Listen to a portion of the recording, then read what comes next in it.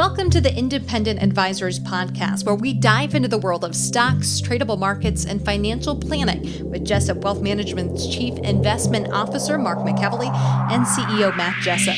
You'll hear tips, tricks, and strategies to address your financial well-being and, most importantly, conveyed in a way that everyone can understand.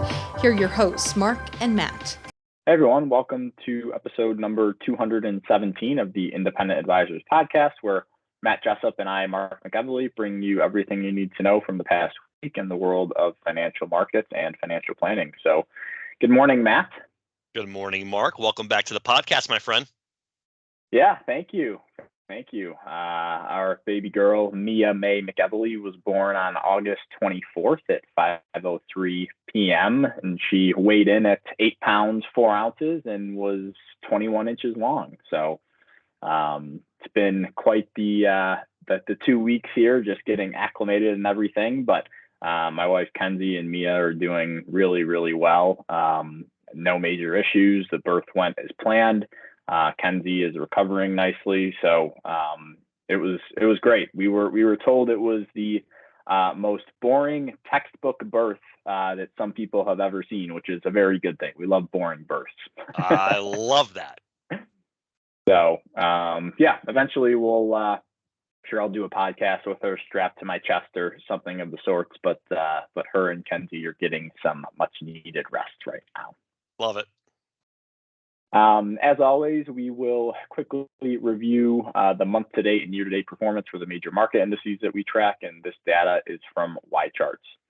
And these numbers are as of the market close on September 6th. S&P 500 index is down 0.9% for the month and up 16.3% for the year. The Dow Jones Industrial Average down 0.8% for the month and up 3.9% for the year. The NASDAQ Composite Index down 1.2% for the month, still up 32.5% for the year. The Russell 2000 Small Cap Index down 1.3% for the month and up 6.8% for the year. And the Vanguard All World X United States ETF down 0.8% for the month and up 6.8% for the year. The 3-month Treasury rate at 5.55%, 2-year Treasury rate at 5.01%, and the 10-year Treasury rate at 4.3%. Moving on to big headlines and current events, Matt, the only thing we really had for listeners is the August jobs report. Came in at 187,000, which is 17,000 jobs higher than consensus expectations, according to Bloomberg. However, the trend of downward adjustments to previously announced figures has continued this month. So, for example, June was revised down by 80,000 jobs. July was revised down by 30,000 jobs. Job figures actually have been revised lower every jobs report so far this year. I know that you threw this in here, Matt. So why is this something that you like to track? Why is it important to people? I know, in my opinion, it has a lot to do with the Fed and their interest rate control. So do you want to just touch on that a little bit?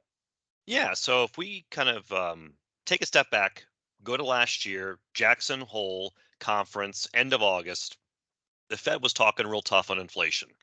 And they sat there and said, listen, we're going to bring in inflation even if it causes a recession. And we feel that the jobs market's going to have to cool down in order for us to bring in an inflation. Well, as these inflationary figures have come in this year so far, a worrisome spot on the economic front has been the resilient jobs market. And what's really interesting is to see 8 straight months of downward previous revisions. It's kind of crazy. I love my conspiracy theories, right? One could say this is politically based. Setting that aside, this is great for the Fed. You now have the cover to begin to lower rates next year. As I said in the previous couple of podcasts, the narratives in the market has changed from how long will the Fed raise to when will they begin to cut. In the data with the jobs market cooling down or the jobs gains coming down, that just gives them more ammunition to do it. Right. So we'll see. I know inflation looks like it is the rate at which it has been cooling has been decreasing. So we'll see if that also influences the Fed policy over the next few months here before the end of the year. Moving on to tweets, articles, and research from this week. The first thing I had, Matt, was a tweet from Ed Clissold, who is a strategist for Ned Davis Research, and this was back on September 1st. Jenna will throw this tweet up for everybody to see here on the YouTube page, or you can find it in our show notes. He said the S&P 500 fell 1.8% in August after surging 19.5% year to date through July. The 13 previous times the S&P 500 was greater than 10% through July and down in August, it rose every time September through December by an average of 9.9%. It's just one data point, but it supports the case that the August decline was a pullback within an ongoing uptrend. So I thought this was really interesting, Matt, because August and September are known to be historically weak months for the market, and even more so in pre-election years, which we are in one right now. And a lot of the weakness in September, at least coming in the second half of the year. So once we get to around the September 14th, 15th time period, is when we typically see that seasonal weakness. But the good news that is that after September, October, November, and December tend to be exceptionally strong. So I tend to agree with Ed here that this is just a small pullback or digestion, if you will, within a larger uptrend. It's interesting you picked this piece. In a little bit, I got something similar from JC Peretz looking at some of the sector performance in August, and his kind of feeling is this just a pullback or the beginning of a bigger correction? And I will share that piece with our listeners and viewers here in a bit. Great. And then next thing I had was the kind of dovetails off of what I was just talking about, was a tweet from Ryan Dietrich on August 31st. And he said utilities and staples were the worst two sectors in August. That isn't screaming risk off, is it? Many clues this was simply a well-deserved break after a huge rally. Not saying we're out of the woods yet, but there simply aren't any major warning signs of things about to unravel. So again, for newer listeners that are just with us, or just a refresher for our normal weekly podcast listeners, when we see a sell-off in the market, if it is led primarily by defensive areas of the market, such as utilities and consumer staples, that makes our ears perk up a little more and say, hey, is this going to be a larger correction or a larger pullback than just a small blip on the radar? And an example of that was in, I believe it was the summer leading into the fall of 2021, Matt, we started to see these defensive sectors outperform the other aggressive sectors in the market. And then obviously a couple of months later, the market fell apart and we had 2022. Well, this pullback in August, the defensive sectors actually continued to underperform the aggressive sectors, even in this pullback. So what that tells us is, again, more evidence to it was just a smaller pullback. Nothing is structurally wrong with the markets right now. Credit spreads remain pretty tight. So right now we aren't seeing any major risk factors in the market, but as always, with the caveat that risk, in my opinion, is something that is not being talked about or something that most investors don't see.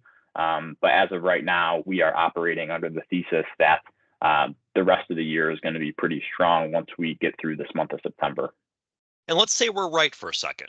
And there are people who might be listening to this podcast who sold out of a lot of equity exposure in 2022 that might not be back in the market yet.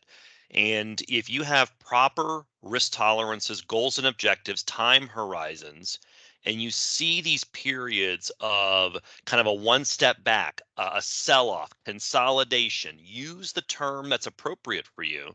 These could be some opportunities for you to get back to more of an appropriate stock allocation level.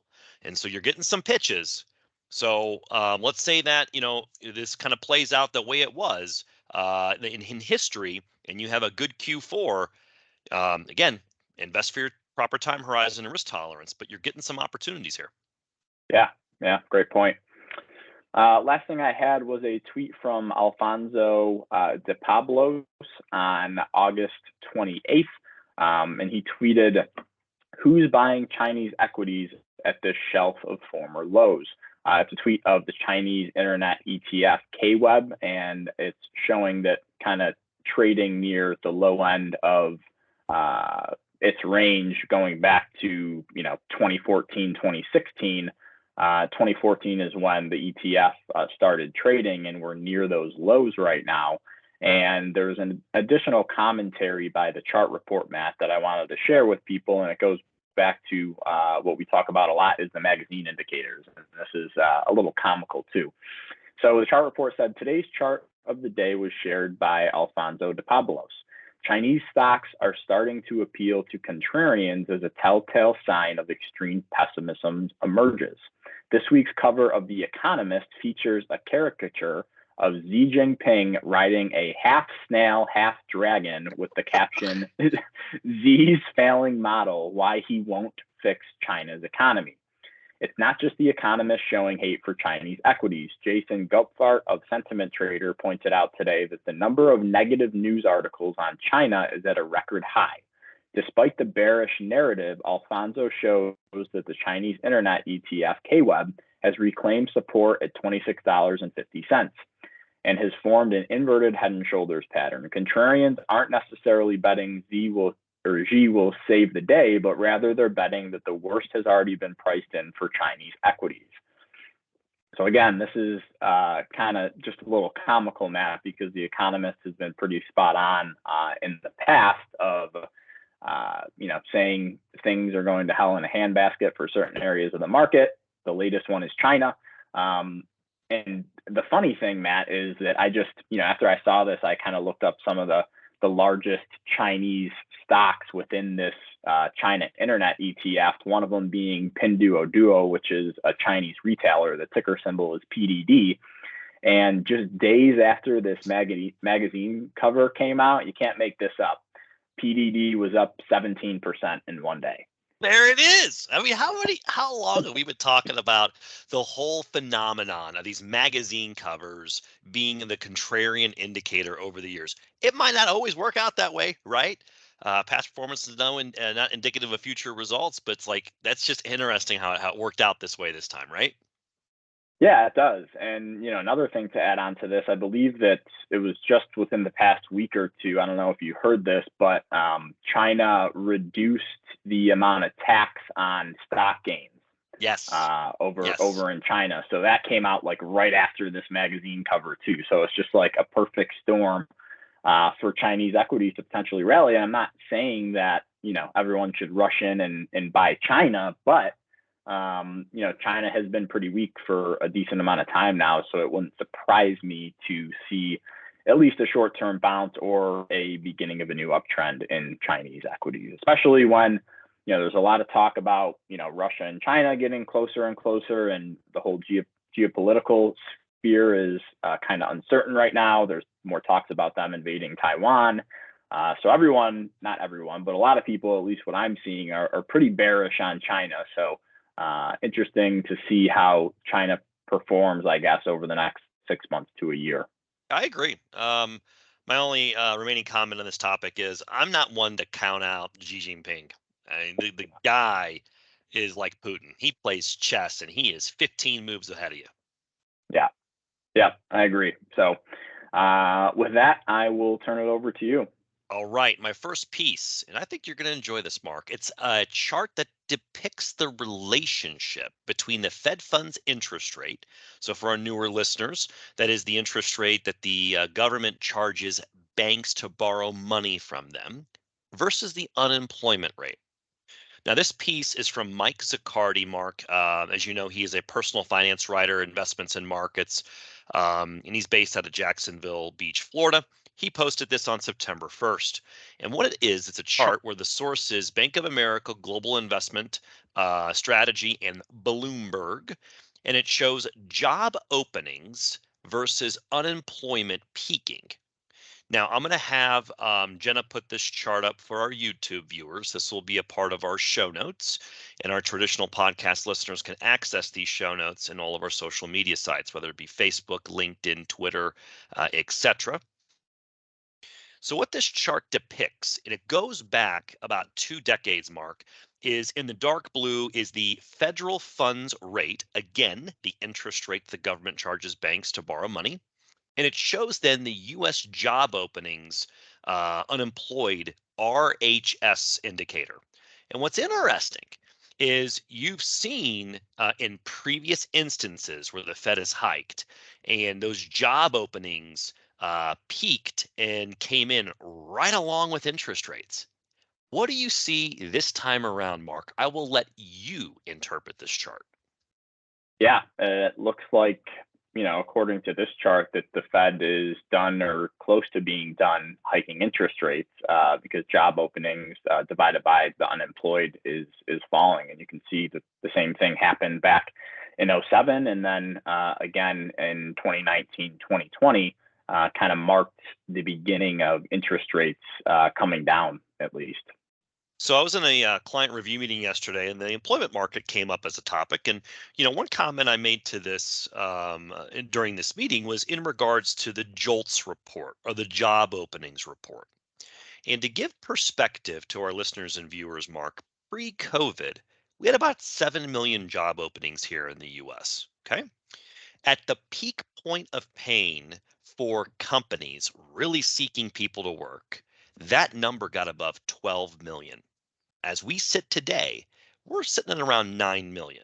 So are we back to pre-pandemic levels from, say, a supply and demand metric for staff at these companies? No, but you definitely see a downward trend. We're heading there. I want to throw that out there. Yeah, no, that's a great chart. Now, my next piece is going to be a little more lengthy because it contains multiple data points. To be exact, Mark, it contains 3 data points. And the topic of this for our viewers and listeners is the bond market. Okay. Now, the bond market has been challenging to say the least the last couple of years. Okay. So let's start putting some numbers behind this. My first piece is from Carl Quintanilla. He is a news anchor at CNBC. He posted this on September 1st. He said, he quotes B of A on this, Bank of America for our newer listeners. Quote, 10-year Treasury on course for third consecutive loss, negative 0.3% in 2023, down 17% in 2022, and down 3.9% in 2021, has never occurred in the 250-year history of the U.S. Republic. So what this chart shows, and Jenna will put this up for our YouTube viewers, is it shows the United States 10-year government bond annualized returns. And it goes all the way back to the late 1700s, Mark. And again, we've never had 3 consecutive years of losses in this data set. That's a pretty extensive data set, if you ask me. Okay. Now, Now, this might take the cake for the longest history of a chart that we've put up on this podcast before. I will take that. I'm gonna take that medal, that crown, and you'll probably take it away in a couple of weeks. I hope you do. But right now, I'm gonna take that 250-year data set. Now, check this out. The next piece is from our friend Charlie Bolello. Okay, and Charlie posted this on September 2nd. Okay, now you talked about contrarian stuff. I want you to perk up on this, listeners and viewers. So Charlie Bolello said on September 2nd, U.S. bonds are down 7% over the last 4 years, their worst 4-year return in history. Then we'll put this chart up for our YouTube viewers, and it's in our show notes for our traditional podcast listeners. This chart, Mark, shows the Bloomberg U.S. Aggregate Bond Index, used to be called before the GFC, the Lehman Brothers Aggregate Bond Index. It shows its rolling 4-year returns going back to January of 1980. And guess what you're going to find? It turned negative. And again, we're on their worst 4-year return in history for that specific index. You ready for a third? Sure. Third is from Charlie Bolello, also on September 2nd. He says the U.S. bond market has been in a drawdown for over 3 years, by far the longest bond bear market in history. Lastly, for this topic, Jenna will put up this chart for our YouTube viewers. It's going to be in our show notes. This shows a data set, about a baker's dozen, of the U.S. Aggregate Bond Index going back to 1976, Mark. And it shows how long the drawdowns lasted in numbers of months and what was the max peak point of pain. And we only have one from a double digit percentage that could even be relatable, which was from August of 79 through April of 80, lasted 9 months. You had a drawdown of 12.7%. What you're going to see at the top of this data set is from August 20th to now, we're 37 months in. Can you hear me okay? Yeah. So we're 37 months in, and the max point of pain, 17.2% so far. Crazy, isn't it? Yeah, that's nuts. Typically, and we talked about this plenty of times before, typically bonds do not underperform this badly for this long, and this data just shows that. If again, it's just, I feel like we talk about these things that all just kind of come together and fit perfectly into a little puzzle sometimes on the show, Matt. But with what we were talking about earlier, with the Fed possibly being done or close to being done raising interest rates, this might be a perfect storm for bonds to start their next leg up.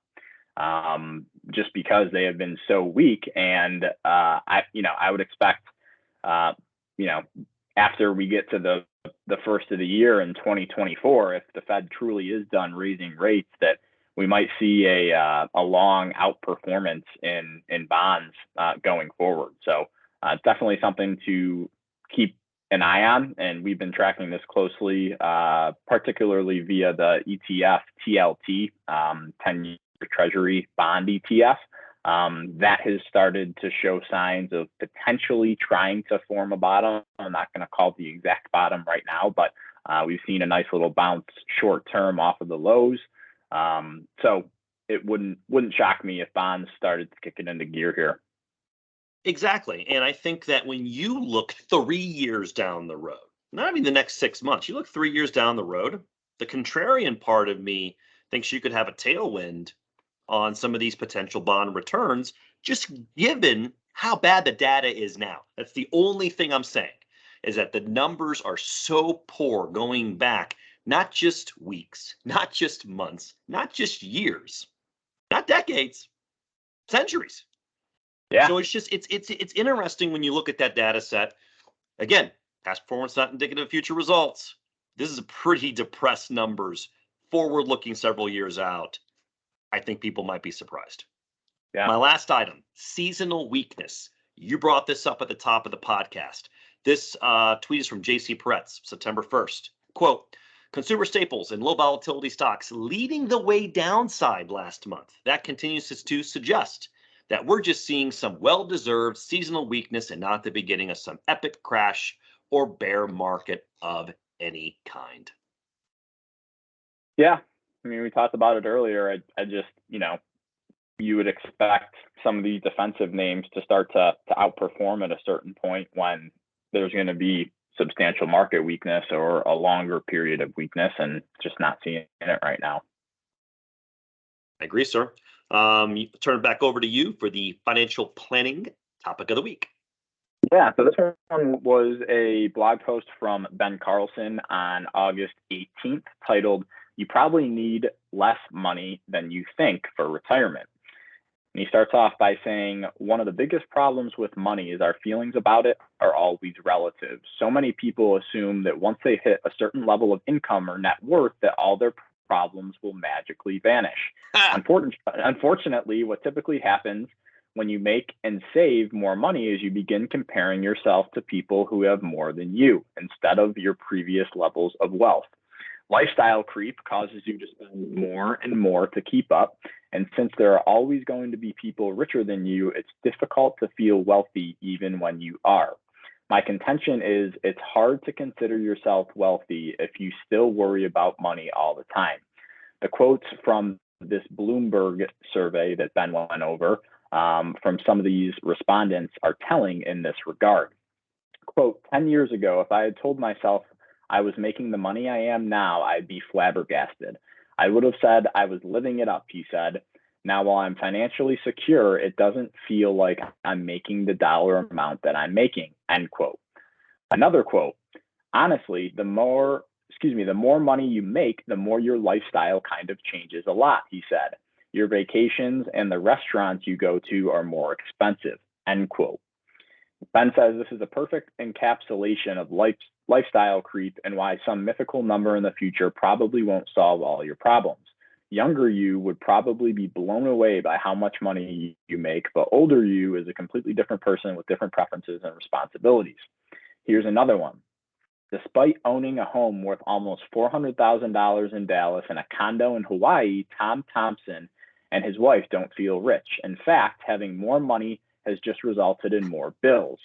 The 54-year-old is feeling the pressure of inflation, especially as he prepares to pay for his 18-year-old son's college tuition.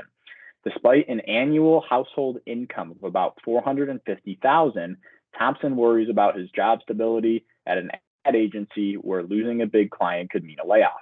Quote, we're not living paycheck to paycheck, but I feel like we have looming expenses, he said. My personal definition of rich is the ability to buy or participate without concern, and I do not have that, end quote.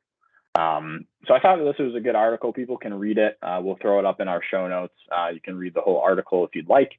But just another article on lifestyle creep and, how or when people begin to make more and more money. I've even, when I was younger, I had this thought in my head. I'm like, if I just get to X dollar amount, of income, my problems are going to be gone. I'm not going to have, any debt, yada, yada, yada. You can go down the line, or I just have to save this amount. And once I have this amount in my 401k or this amount in my individual account, I'm going to be good. I'm not going to have any problems. But the quote that stuck out to me here is that, having more money just resulted in more issues or more bills. And I feel like that's common for a lot of people. So I just thought it was a really good piece that I would rather see people compare to themselves instead of comparing to their neighbors or their family or their other friends, because everybody's situation is different, like we talk about on the show all the time. But I do agree that I think the definition of rich is not having to worry about money at all. And I think there's very few people out there that have that fortunate ability. I agree, Mark. And here's the insights I want to provide our listeners and viewers. When it was said, quote, your vacations and the restaurants you go to are more expensive, end quote, it makes me think of a recent meeting I had. It was a financial planning meeting where I sat down with an individual who was in his young 60s. And this gentleman and his wife have not been great savers towards their retirement. And the issue that's presented itself is that this individual works a job that is very labor intensive. And this individual was very worried about his ability to continue to work and meet their goals. But one of the things that was, it appeared to be a non-negotiable, is that their lifestyle was not going to change, even at the, let's say, the risks of what that could do to his health. And I expressed that to this individual that, if it gets to a point where, you are really, affecting your longevity, you have children, and if you can't work anymore, we just might have to make a lifestyle adjustment. And, once we started going down that road and having that conversation, I think it was very enlightening for this individual. But up until that point, that was not even on the table. And until you start putting it into respect of, longevity, you want to be around for your grandkids and those types of conversations, all of a sudden the priorities change. So I just want to kind of throw that out there that those are tough things that once you attain a certain kind of lifestyle, it's really tough to want to go back. Yeah, absolutely. So Well, anything else, Matt, before we leave it here for the week? Not that I can really think of. Seasonal weakness here, as you kind of mentioned, end of September. You've done a lot of due diligence and work on that. Don't be surprised if you see some choppiness, sluggishness in the market. Q3 earnings season begins middle of October. It's right around the corner. We got NFL season starting tonight, buddy. Are you excited? I am. I'm very excited. Yeah, Was it the Lions and the visiting the Kansas City Chiefs?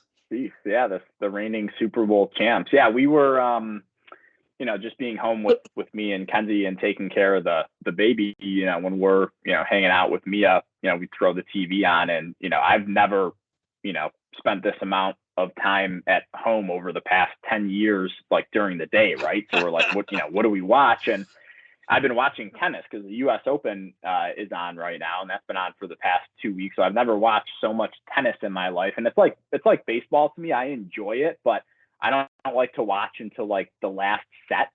So I know, because it's like these guys 2 or 3 hours. Freaking killer, man! They are really good. They're great. And a recommendation for people, if people want a good show on Netflix, there's a tennis documentary called Breakpoint that's really good. And Kenzie and I loved it. So we kind of know some of the players now, and it's been fun to follow them. But to answer your question directly, I am very excited for the NFL season. I recently switched to YouTube TV because DirecTV Stream was getting out of control with pricing, and they were in a dispute with NBC, so I couldn't even watch NBC. And people that know me well is I am a lunatic of a golf fan, and the Ryder Cup at the end of this month is on NBC, so I was not going to let that happen where I could not watch it. That's completely unacceptable to Mark McEvily. I know you well enough. Yeah, DirecTV, AT&T, get your what together. But so I switched to YouTube TV, who does not have a dispute with NBC, and YouTube TV just acquired the rights this season to the Sunday Ticket. So I am able to watch my Washington Commanders this season every game, no matter where I am, which is a beautiful, beautiful thing. So. Very, very. The last comment I want to leave you with, I want you to know that the Commanders are heavily favored this weekend. Does that concern you, Mark?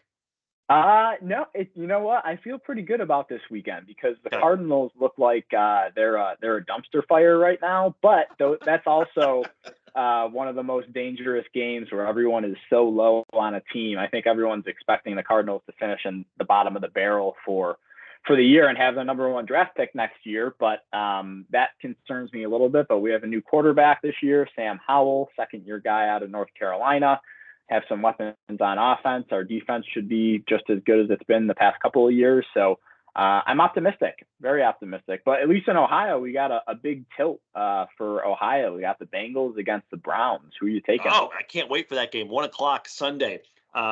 Looking forward to that game. Yeah. So it'll be good. I'm very excited for it. It's the Lions against the Chiefs tonight. So I really like the Lions coach, Dan Campbell. I really do. The guy's got heart, man. He's got heart. He does have heart. Yeah, he's just one of those guys that'll run through a brick wall for you. So hopefully it's a good game. I'd like to see the Lions give the Chiefs a run for their money. But I guess before we let listeners go, Matt, if you had to throw it out there into the universe, who wins the Super Bowl this year? Joe Burrow and the Bengals. MVP. He'll get the MVP this year. Okay. All right. That's the Matt Jessup prediction. And I know, I hope when Aaron Kramer listens to this podcast, I know he'll be, smirking and grinning and smiling that I just said that. But you talk about a QB that just is down to earth, that just loves the game. I'm excited for his future.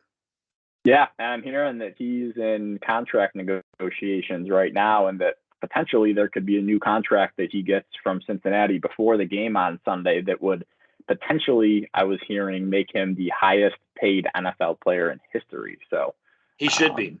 He should be, in my opinion. Yeah, he is. All right, Matt. Well, we'll leave it there for the week. We'll be back with you next week for episode number 218. Hope everyone enjoys their weekend. Enjoy the first weekend of NFL football, and we'll talk to you all soon. Thank you for listening to the Independent Advisors Podcast. If you're interested in hearing more, hit the subscribe button so you can be notified every time a new episode gets released. Feel free to share with friends, family, and follow us on Twitter at Jessup Wealth, Facebook, and LinkedIn. Mark and Matt will continue to share beneficial information on these social media sites. Also, check out the podcast tab on their website. That's www.jessupwealthmanagement.com. There you'll find links to every episode of the Independent Advisors. Have questions or topics you want to discuss on the show? Message us on Twitter, LinkedIn, or send an email with the words questions and topics in the subject line to inquiries@jessupwealthmanagement.com.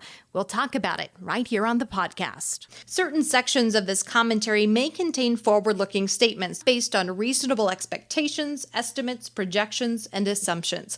Forward-looking statements are not guarantees of future performance and involve certain risks and uncertainties which are difficult to predict. All indices are unmanaged and are not available for direct investment by the public. Past performance is not indicative of future results. This podcast is provided for general informational purposes only and does not constitute either tax, legal, or financial advice. Although we do go to great lengths to make sure our information is accurate and useful, we recommend you consult a tax preparer, professional tax advisor, financial advisor, or lawyer regarding your specific circumstances. Investing involves risk, including the loss of principal. No strategy can guarantee any objective or goal will be achieved.